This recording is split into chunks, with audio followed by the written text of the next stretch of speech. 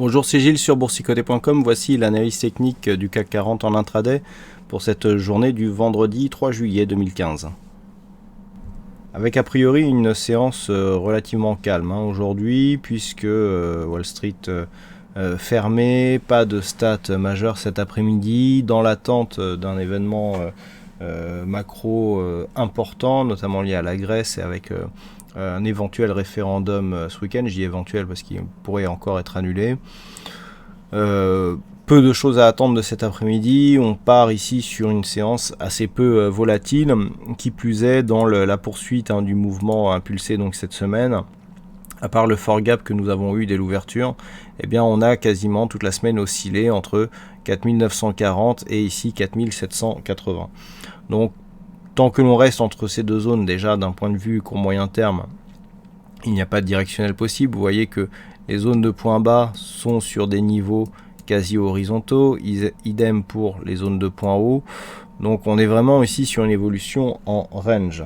Pas de macro donc pour soutenir une éventuelle tendance, une situation plombée. Wall Street donc absent pour cause de jours fériés, donc de fête nationale demain. On ne voit pas ce qui pourrait venir animer les marchés. Alors on n'est pas à l'abri d'un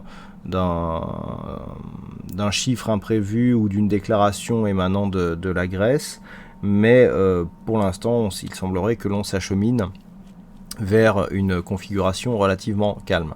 Alors toutefois, on peut quand même dégager certains points. Donc on a vu les points, je dirais, un peu plus court moyen terme. D'un point de vue court terme, on voit que c'est la zone ici des 4807 qui fait office de support ce matin. On est dans un biais qui est plutôt baissier.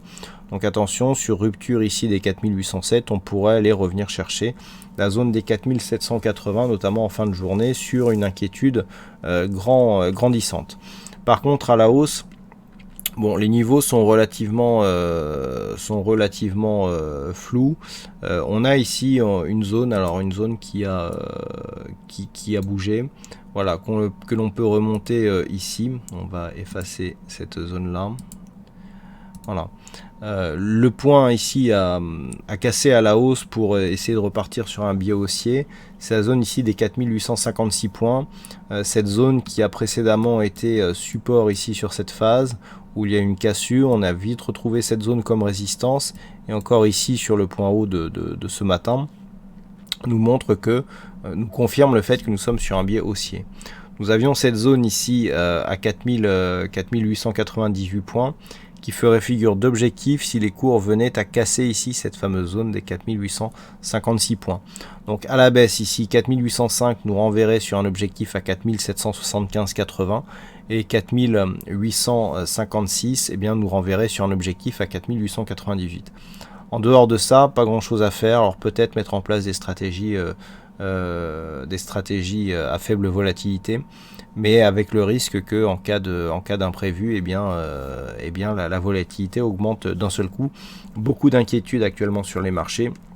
Je renouvelle mes mises en garde donc concernant la situation de ce week-end.